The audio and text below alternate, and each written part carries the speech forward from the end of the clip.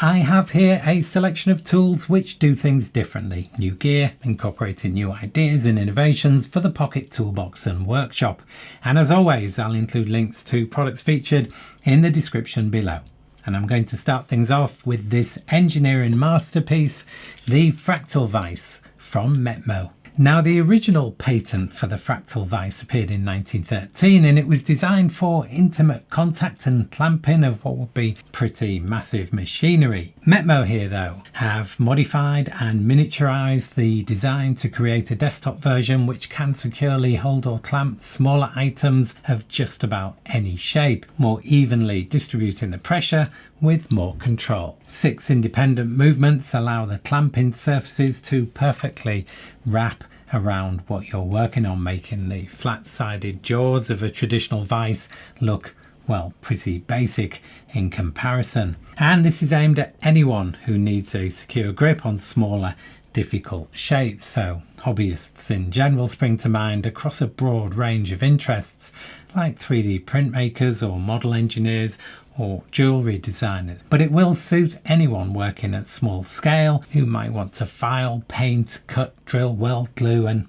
well, you get the general idea. The jaws have a depth of 20mm, providing a good grip on larger items, and if you really need to hold something securely in place whilst you apply some force, you can easily clamp the Fractal Vise in a traditional vise to hold it steady. Usually though, the weight of the vise is enough combined with this silicone rubber foot to stop it sliding about. And speaking of force, this is capable of applying just short of 2,000 pounds per square inch if really needed, which is a lot. The vise is machined from solid metal. This one is made from anodized aluminium with hardened steel jaws with high tensile cap head bolts. And there is a version made entirely of heavy duty steel, which is even tougher and quite a lot heavier.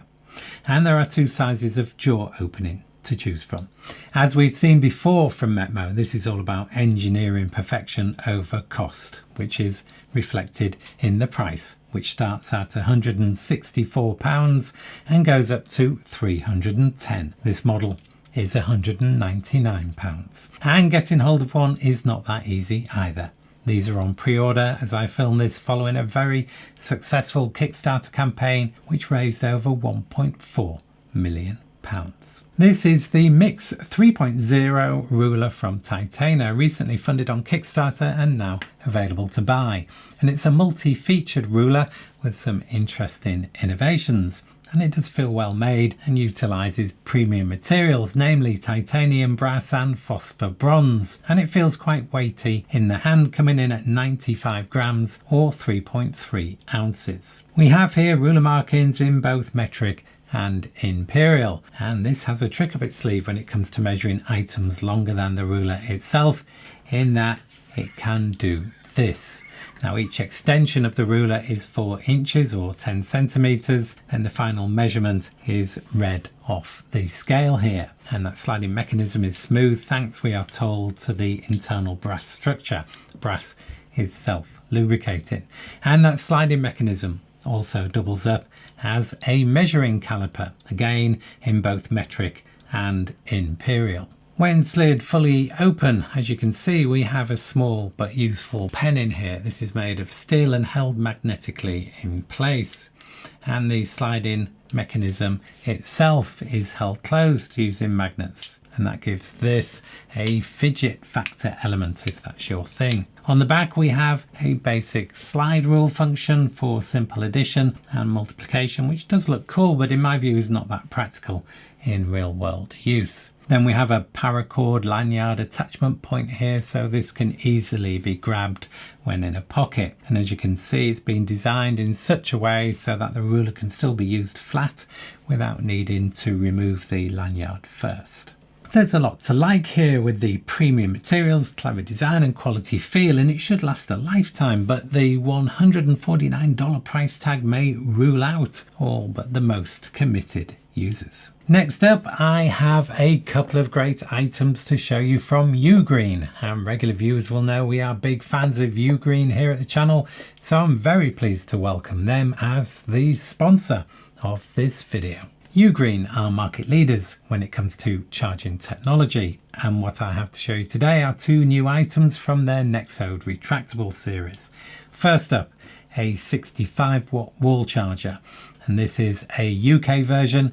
US and EU plug options are also available, and this model delivers a maximum output of 65 watts shared across devices plugged into the three available ports, and they are a USB-C socket along with a USB-A socket, which I'm still finding very useful, and a feature that gives this model its name, a built-in retractable USB-C cable which extends to 68 centimeters.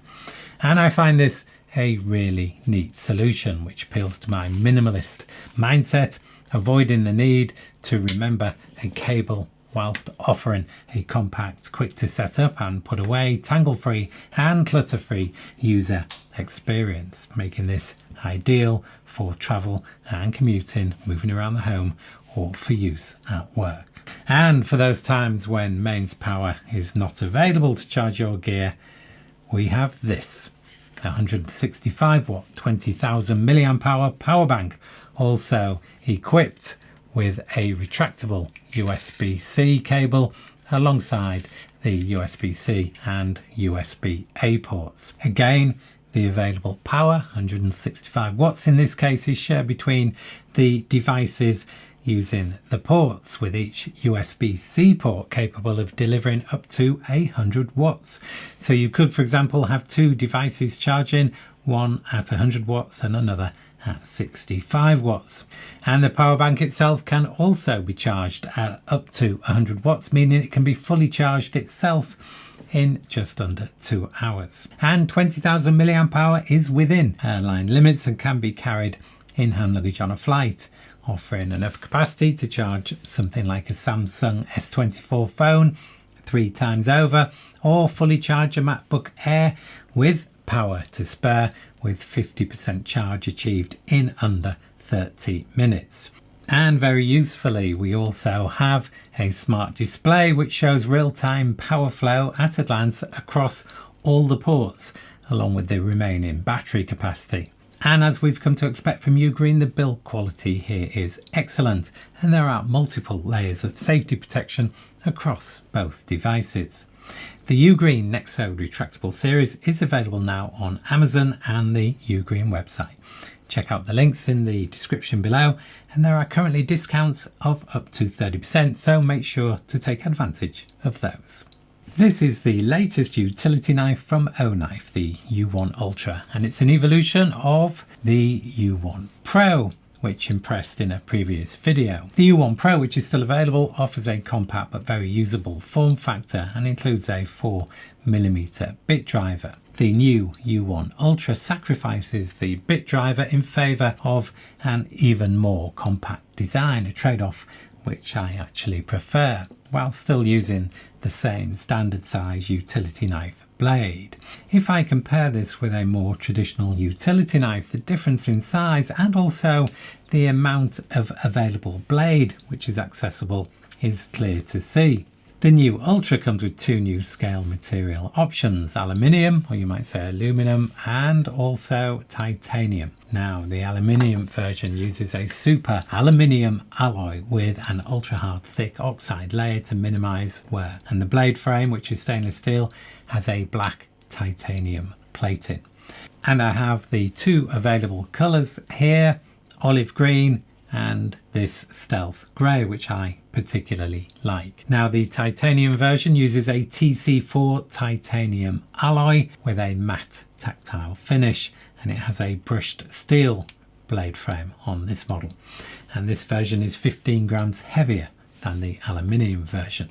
The Ultra uses a push button lock over the rail lock of the Pro, and both work well, and the Ultra also has a flipper tab, whereas the Pro doesn't. Check your local knife laws with these points in mind if you plan to carry this knife in public. And both knives are equipped with a deep carry pocket clip. And the Ultra uses what Oknife refers to as a groundbreaking ceramic blade. It's made from a material called HV zirconia ceramic. It's non-conductive, useful if you cut through a live cable, and non-corrosive and also razor sharp. And most usefully, it has an edge retention which is 10 times that of stainless steel.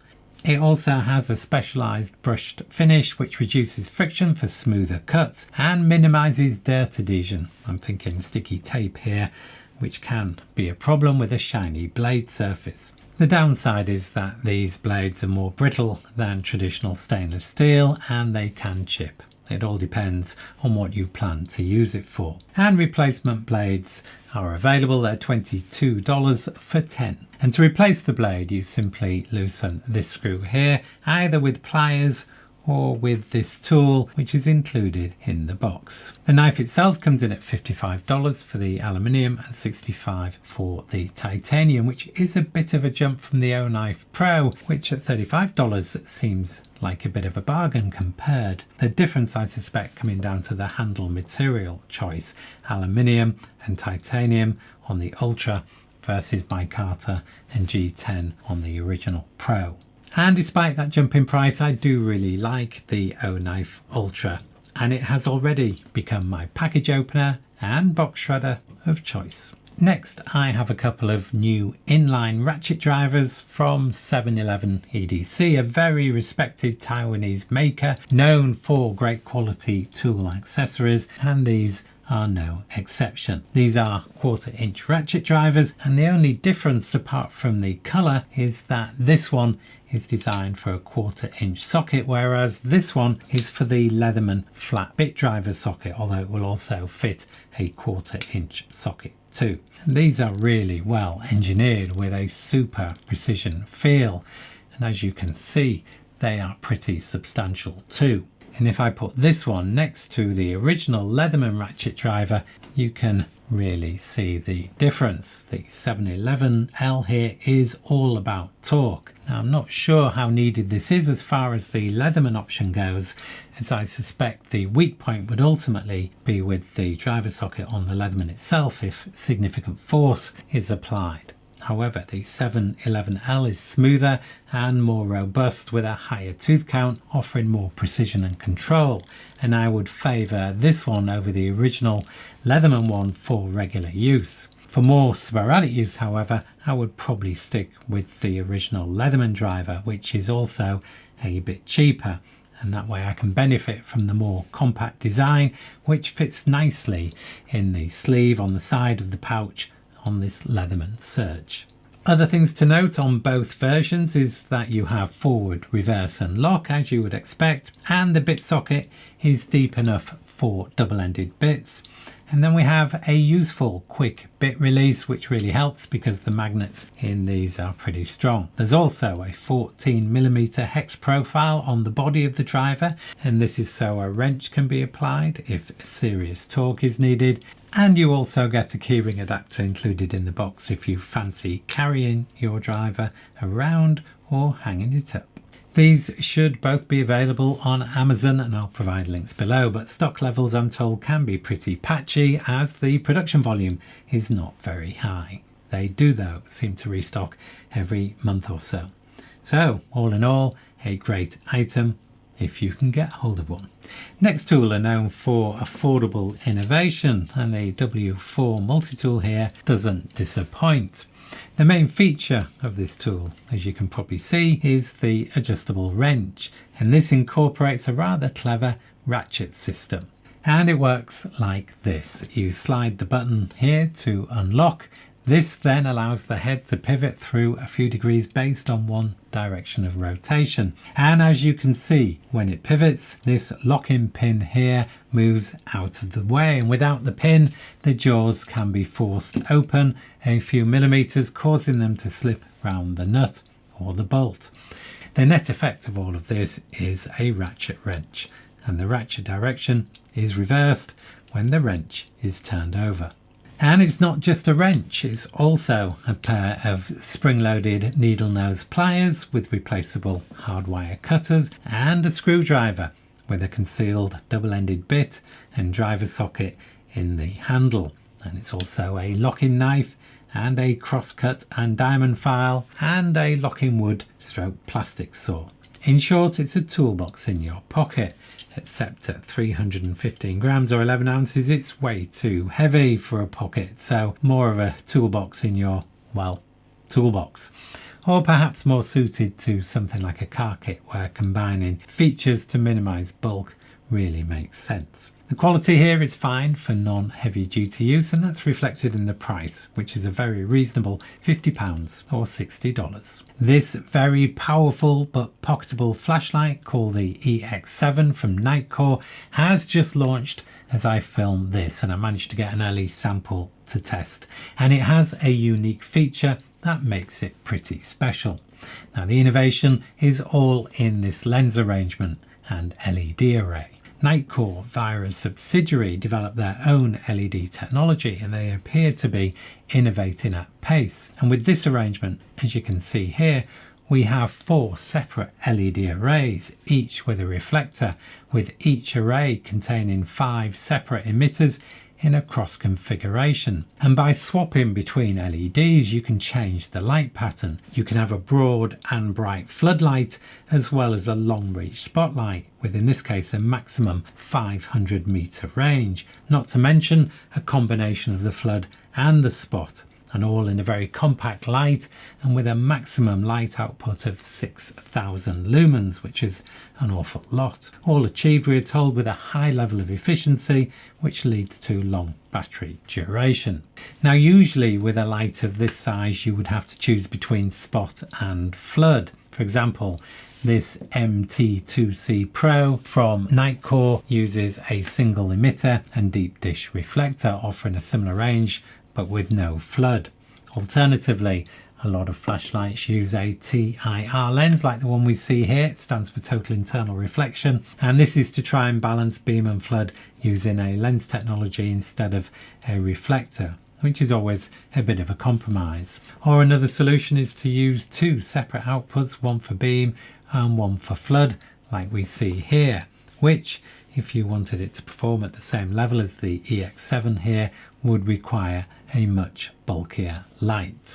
So what Nitecore have achieved here is both a great floodlight and also a light with a great beam, which is an impressive achievement in such a compact flashlight. The operation uses this single switch, and it's not what I would call intuitive, so there is a learning curve here. But in a nutshell, you press to turn it on, and then every subsequent press steps through one of 4 different light levels, and LED lights around the switch confirm which level you're at. Then press and hold to swap between spot, combined spot and flood, and then flood. And then a double press turns on what Nitecore call lumen shield when in floodlight mode, which is a blinding floodlight, or search when in spotlight mode, which is a long range searchlight. And these 2 modes are for shorter bursts only, as the light heats up fast. There is also a random frequency strobe and a moonlight mode, which seems surprisingly bright for the quoted 1 lumen output and will run for 570 hours on a single charge. Now I'll put up the full runtime chart here, so pause the video if you want all the detail, but in practical terms, a very usable 180 lumen output, which will easily get you home, is good for 15 hours in any beam pattern.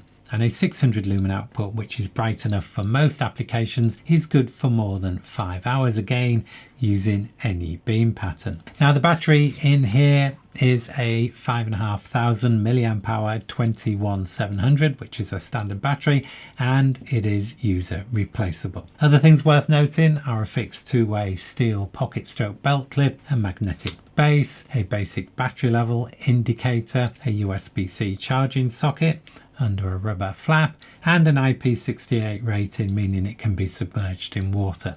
It also has an electronic lockout, but I would simply unscrew the tail cap half a turn, which would also avoid any parasitic battery drain often associated with electronic switches. The features and practicality on offer here are excellent, making this a great light once you get your head around that rather unwieldy UI or operation.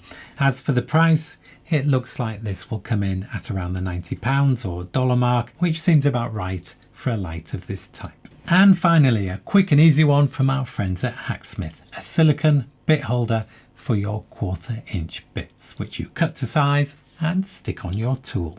You get 10 and they will hold 2 bits each with 3M VHB or very high bond tape already attached and ready to go. They cost £9 or $11.